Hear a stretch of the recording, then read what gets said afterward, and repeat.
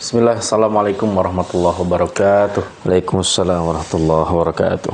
Alhamdulillah, wassalatu wassalamu ala rasulillah wa ala alihi wa ashabihi wa man walah, la hawla wa la quwata illa billah.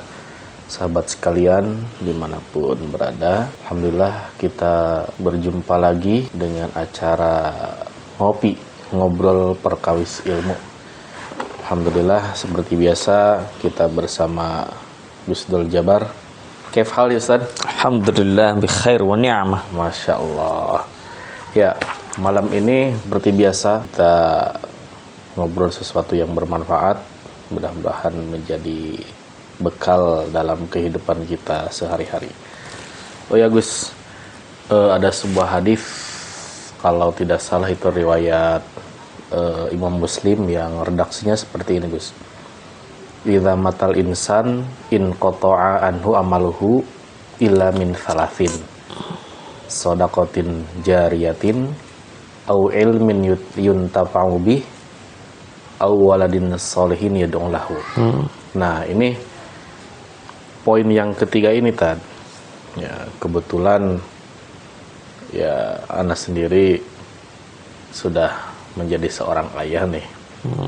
Tentunya gini Gus, butuh masukan bagaimana mencetak anak yang soleh ini seperti apa. Terlebih ya kita hidup di di zaman yang kayaknya banyak orang tua yang khawatir Gus, terkait dengan anak-anaknya. Nah, kira-kira dari mana kita Gus memulai untuk mencetak anak yang soleh ini yang nantinya akan menjadi aset bagi orang tuanya Gus. Gimana Gus? Alhamdulillah salatu wassalamu ala rasulillah Sayyidina Muhammadin abdillah wa ala alihi wa wala hawla wala quwata illa billah. Menarik ya kalau kita berbicara tentang anak itu, selalu akan ada penelitian-penelitian baru. Ya.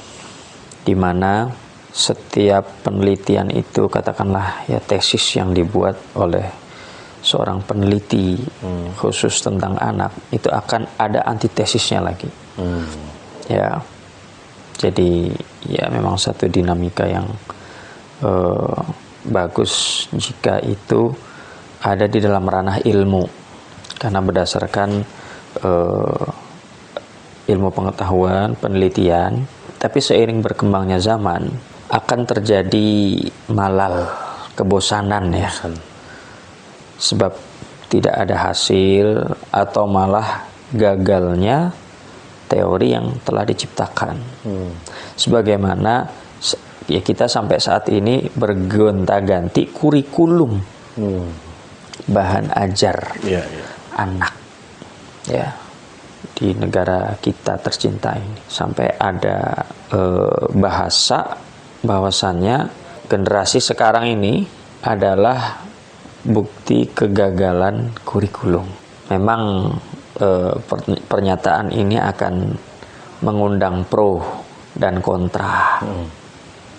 Nah, di mana kita harus memahami bagaimana tata cara yang terbaik agar kita mampu membentuk anak kita, mendidik anak kita menjadi insan yang sesuai dengan maunya kita dan yang sesuai dengan perintah-perintah Allah Subhanahu wa taala. Fenomena yang terjadi pada saat ini adalah tidak sinkronnya antara apa yang Allah perintahkan dari yang tertuang di dalam Al-Qur'an dengan keinginan, harapan dari seseorang yang sudah dikatakan orang tua.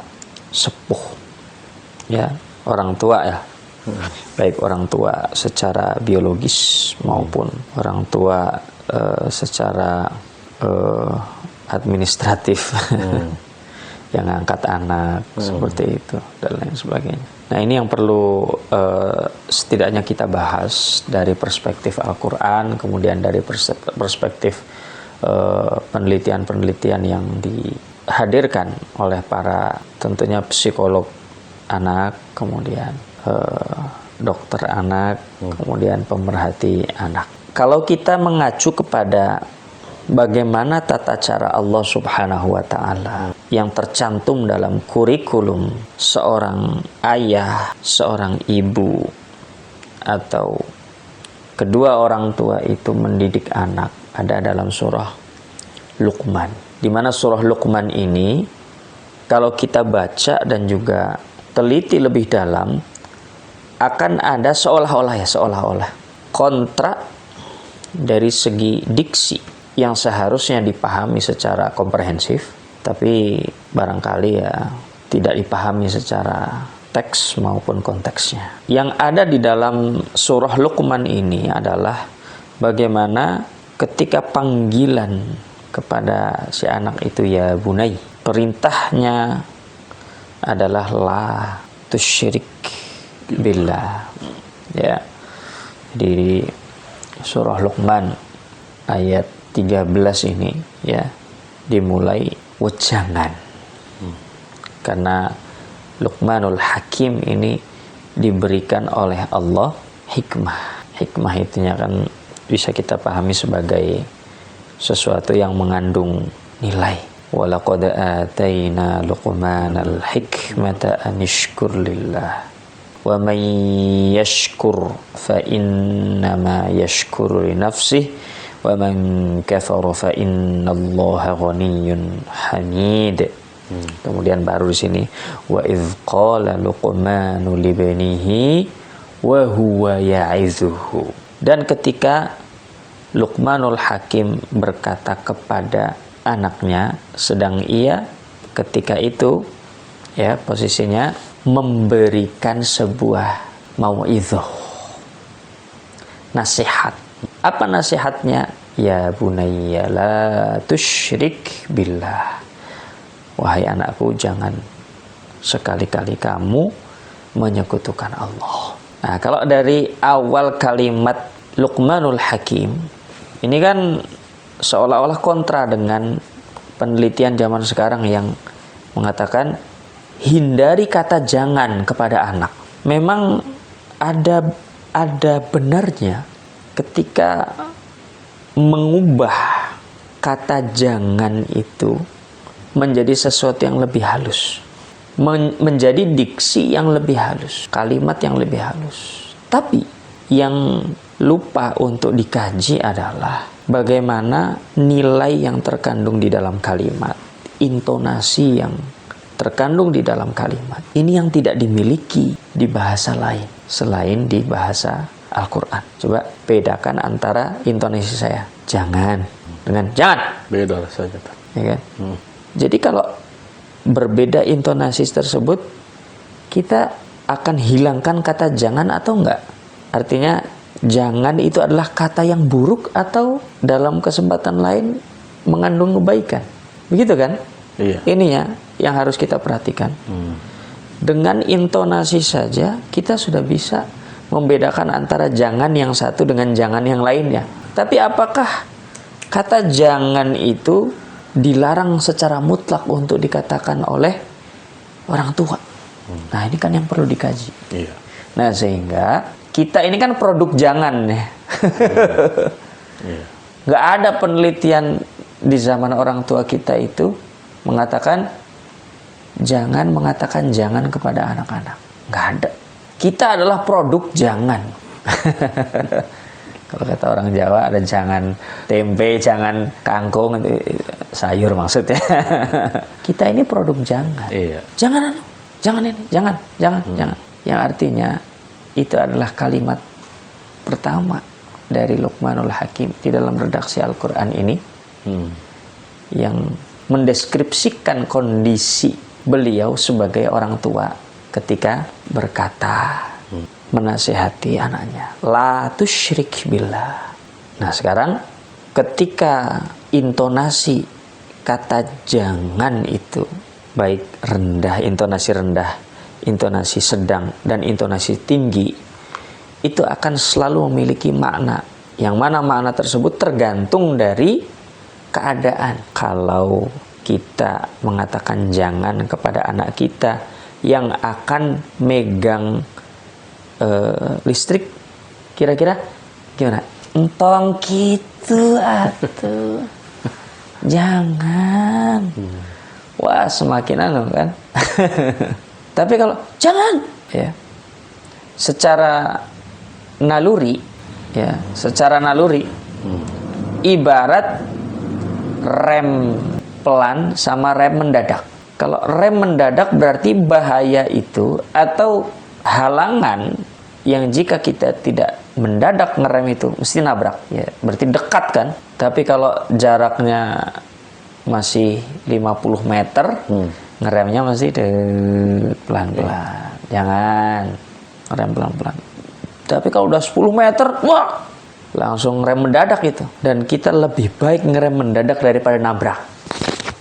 Ya kan? Walaupun ngerem mendadak itu memang ada resikonya. Resikonya kalau lagi make upan di dalam mobil, wah, melewat gitu. Tapi lebih baik daripada nabrak. Lagi minum tumpah, lebih baik daripada penyok. Ya. Begitu. La tusyrik billah. Ya. Nah, dengan mengatakan jangan itu di dalam redaksi Al-Quran ini ada penjelas innasyirka la zulmun azim. Sesungguhnya kesyirikan itu adalah sungguh kezaliman yang nyata, yang besar. Di samping Allah Subhanahu wa ta'ala, ya, di dalam hadis qudsi itu menyatakan, ya, inni haramtu dzulma ala nafsi wa ja'altuhu bainakum muharraman fala tadzalamu. Ya, Allah mengharamkan kezaliman.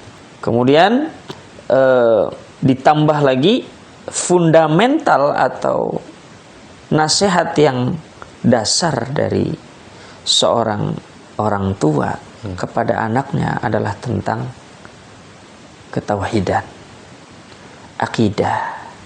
Nah, baru setelah itu ada proses di mana ketauhidan tersebut dibalut dengan perjalanan memahami sesuatu yang mana mengandung unsur kita harus ta'zim, mengesahkan Allah Subhanahu wa ta'ala. Dengan apa? Sebuah wasiat. Wa wassaynal insana biwalidayhi hamalathu ummuhu wahnan ala wahnin wa fisaluhu fi amain. Dan kami wasiatkan. Nah, wasiat ini kan ayat yang ada wasiatnya. Kalimat setelah wasiat itu adalah sesuatu yang berat, gambaran sesuatu yang berat. Dan telah kami wasiatkan manusia tentang orang tuanya, atau bagaimana proses orang tua ini agar apa? Agar diperlakukan secara baik. Sebab hamalathu ummuhu, ibunya telah mengandungnya wahnan ala wahnin, ya, kesulitan di atas kesulitan, sesuatu berat di atas berat. Ya, kita seringlah barangkali pernah mengetahui bahwasanya rasa sakit yang dialami oleh seorang ibu yang melahirkan itu keterangan ukurnya saya lupa lagi. Kalau manusia biasa atau laki-laki itu kalau 6 level 6 saja itu sudah kayak mati. Tapi ibu yang melahirkan itu sampai berapa ya? 32 apa ya? Levelnya itu. Ya. 32 tadi. Atau berapa gitu. Pokoknya ya di luar inilah, di luar kapasitas manusia biasa. Bukan ya, dalam artian laki-laki. Ya, nggak tahu, saya lupa lagi. Kalau rasa sakit itu dirasakan oleh laki-laki, wah pasti nggak kuat. Ampun-ampun itu. Wa fisaluhu, ditambah dengan menyapihnya fi amain, dalam jangka waktu 2 tahun. Maka kebayang rekosonya atau wahnan ala wahninnya seorang ibu itu dalam waktu 2 tahun. Nah, kebayang kalau tunji ya, istilah orang Sunda, tiap tahun ya hiji ya, setahun sekali itu punya anak, atau beda 2 tahun misalkan ya, umumnya begitu ya, beda 2 tahun. Nah, sekarang 2 tahun tersebut kalau punya anak 4, berarti dalam jangka waktu 8 tahun itu berturut-turut merasakan wahnan ala wahnin. Luar biasa ya. Anishkurli wali walidayka ilayyal masir. Nah, itu agar ketika sudah memahami proses itu, kamu bersyukur kepadaku, kata Allah. Nah, setelah itu berterima kasih kepada orang tua, dan sesungguhnya hanya kepadaku yaitu kembali, tempat kembali. Nah, setelah itu ada perintah lagi yang menggambarkan jika orang tua yang melahirkan dan mengasuhnya ini memaksa untuk menyekutukan Allah setelah itu, wa in jahadaka ala an tusyrika bi ma laisa laka bihi ilm. Nah, perintahnya apa? Fala tuti'huma. Kalau ada usaha yang keras atas kesyirikan yang diperintahkan orang tua atasmu kepadaku, kepada Allah maksudnya, ma laisa laka bihi ilm, yang kamu tidak ada pengetahuan di dalamnya, fala tuti'huma, maka jangan kamu taati. Ya. Artinya kesyirikan itu, ajakan untuk syirik itu jangan ditaati. Tapi nah, ini ada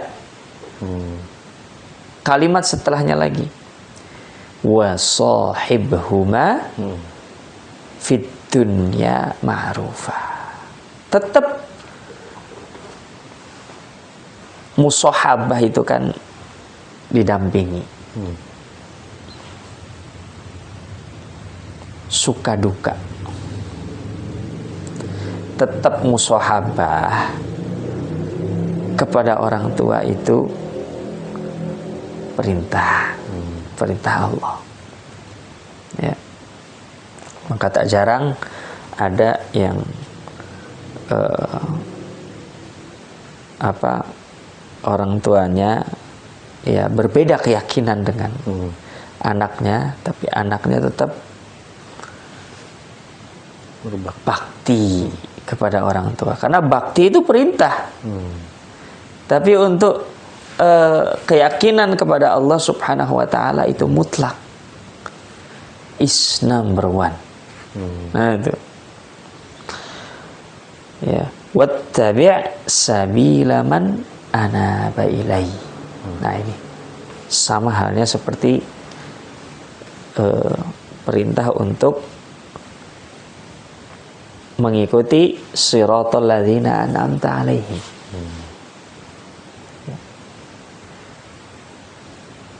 Ikutilah jalan orang-orang yang anaba ilai. Ya. Thumma ilayya marji'ukum fa unabbi'ukum bima kuntum ta'malun. Karena kita tempat kembalinya pasti kepada Allah Subhanahu wa taala, dan akan disampaikan segala berita besar ya atas apa yang telah kita lakukan selama di dunia. Ya. Nah, maka di sini ya luar biasa kalau kita bahas utuh ini ya, berjilid-jilid gitu. Nah, makanya apakah relevan orang tua mengganti redaksi jangan itu dengan kalimat yang lebih halus? Contoh, kira-kira antum akan mengganti dengan kalimat apa? Jangan diminum. Coba, kira-kira yang lebih halus menurut sebagian orang itu apa? Jangan diminum. Apa ya? Jangan diganti sama apa? Agar maknanya sama. Ini apa? Minuman atau air cairan yang berbahaya. Anak antum mau minum itu. Mengganti kalimat jangan diminum. Dengan apa kira-kira? Waduh, kayaknya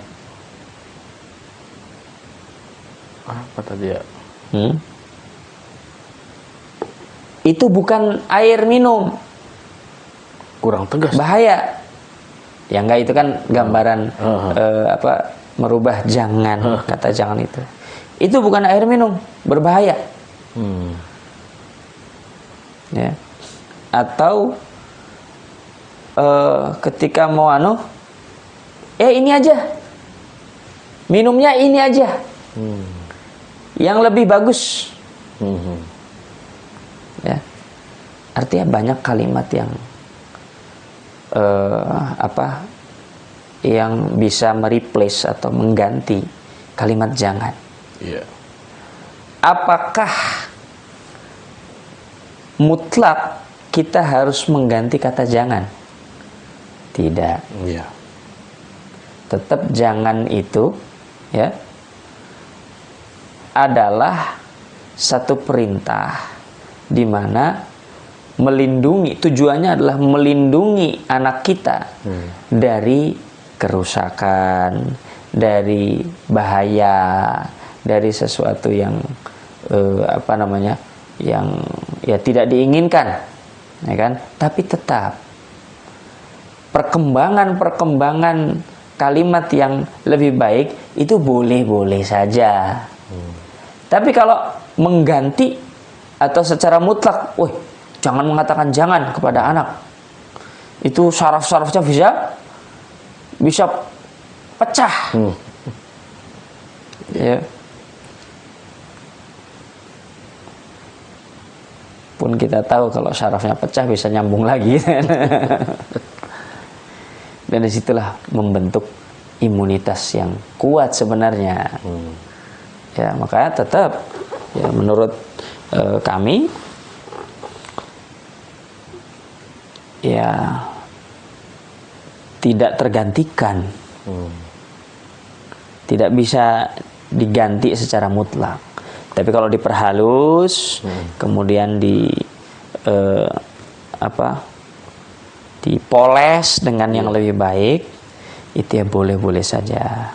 Tapi ingat bahwasanya orang tua pun harus mempunyai sisi ketegasan. Alih-alih kita tidak mempunyai sisi ketegasan, menyesal di kemudian hari. Karena apa? Seolah tegas itu hal yang buruk nanti bagi anak kalau tidak pernah ditegasin. Ya. Dan jangan sampai kita mengikuti apa kata orang. Tegas menurut kita belum tentu menurut orang lain sama.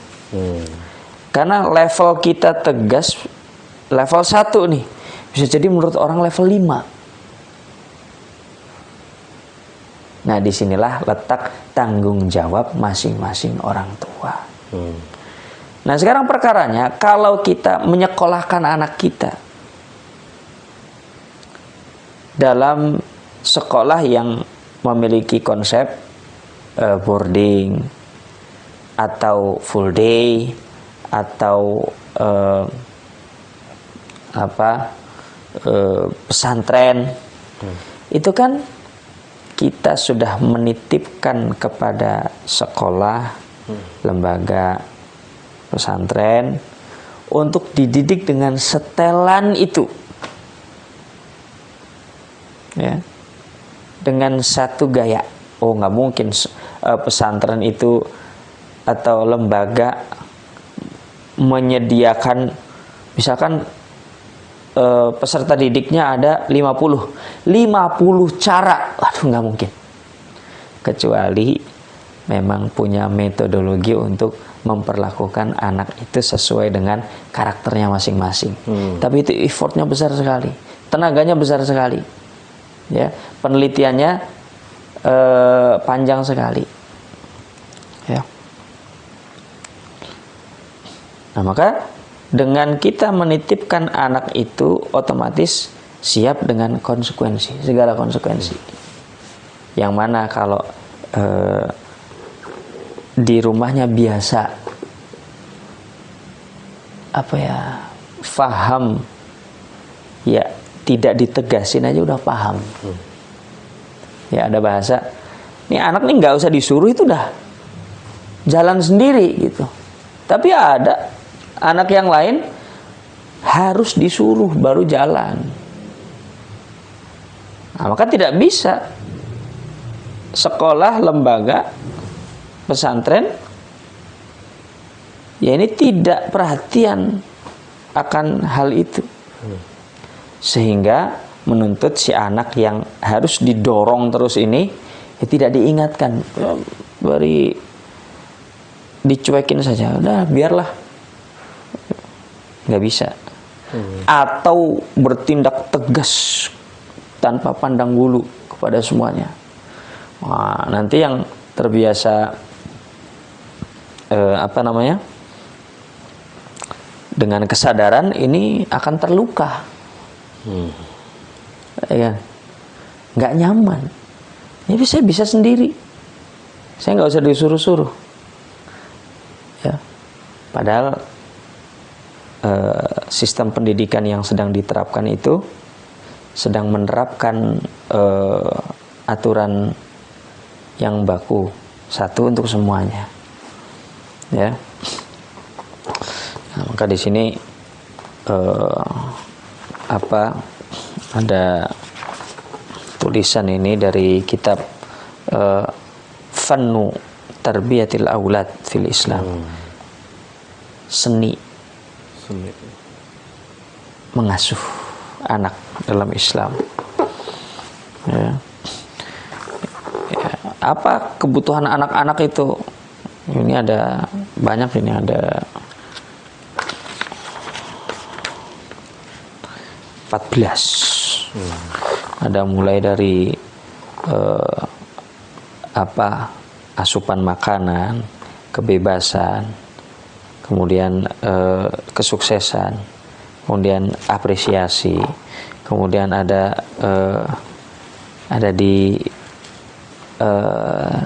dicium, ya, anak-anak tuh, kemudian rasa aman, kemudian rasa cinta, ya, kemudian rasa curiosity, keingintahuan, kemudian main, kemudian tidur, ya,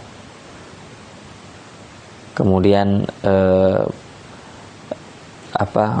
perlindungan dan pengobatan, kemudian tempat yang nyaman, kemudian ada pakaian, kemudian ada ya healing, jalan-jalan. Nah, itu.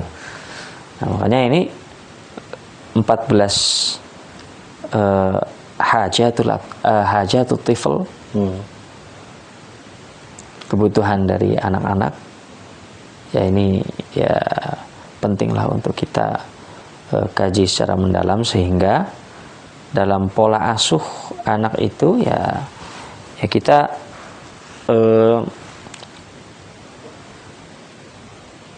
seperti mengukir,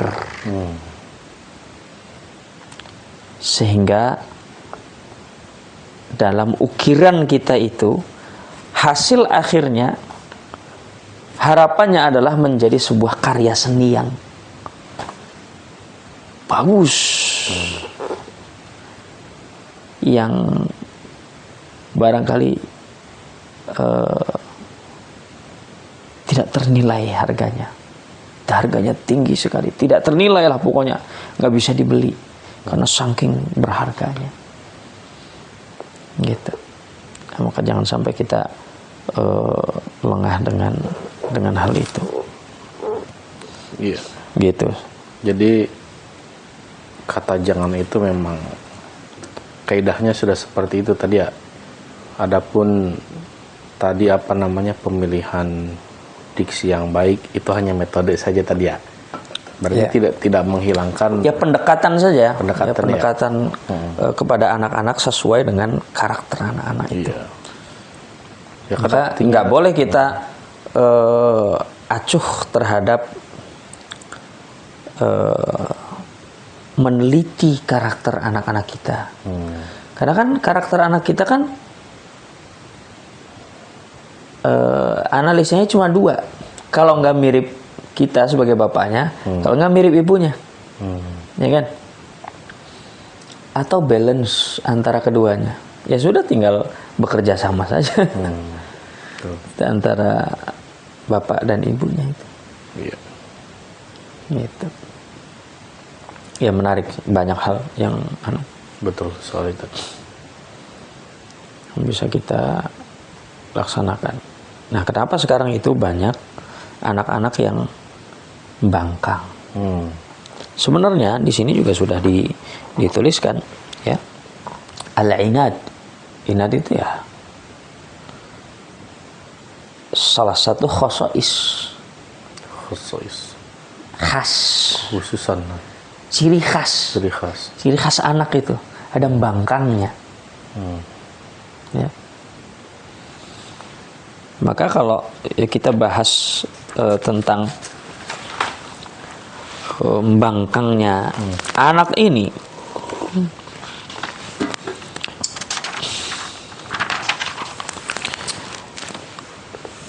ya kita akan menemukan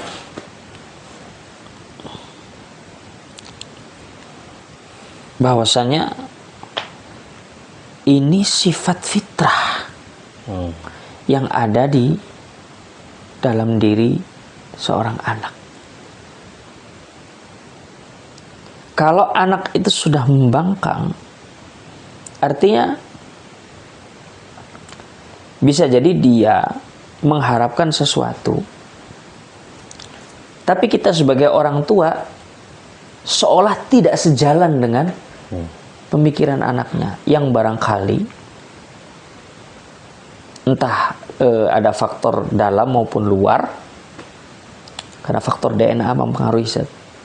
Walaupun nih anak-anak tidak mendapatkan informasi dari manapun, faktor DNA itu ada pengaruhnya.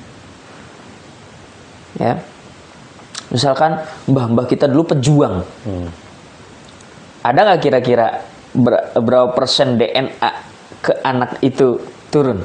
Ada. Kalau faktor pejuang gimana? Strength kan? Ya, DNA pejuang tuh strength.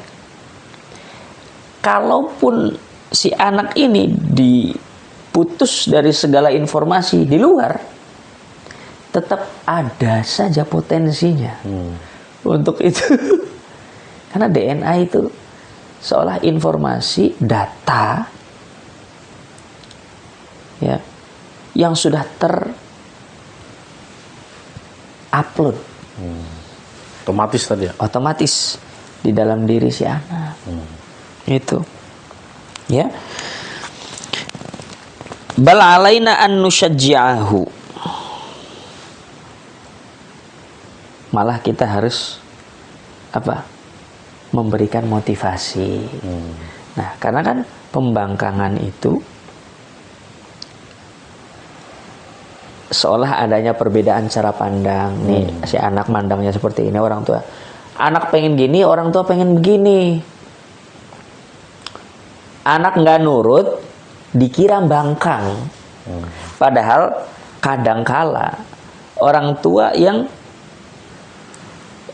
tidak bisa masuk ke dalam pikiran si anak ini.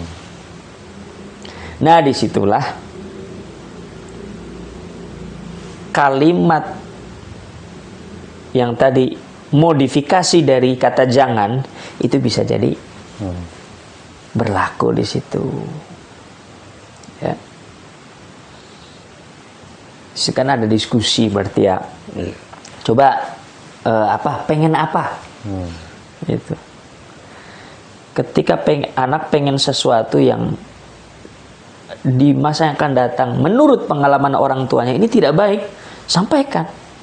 Ini di masa yang akan datang nggak baik. Ini nggak bagus seperti ini. Ya. Daripada memutus dengan kata jangan. Nah itu baru. Nggak, jangan. Nanti anak, kenapa kok jangan? Ada pertanyaan yang masih menggantung. Disitulah pembangkangan itu semakin menjadi-jadi. Anak yang terbiasa dengan seperti itu, nanti ketika dewasa dia akan mencari sebuah kebebasan. Yang kebebasan tersebut didasari karena orang tuanya tidak pernah memberikan ruang.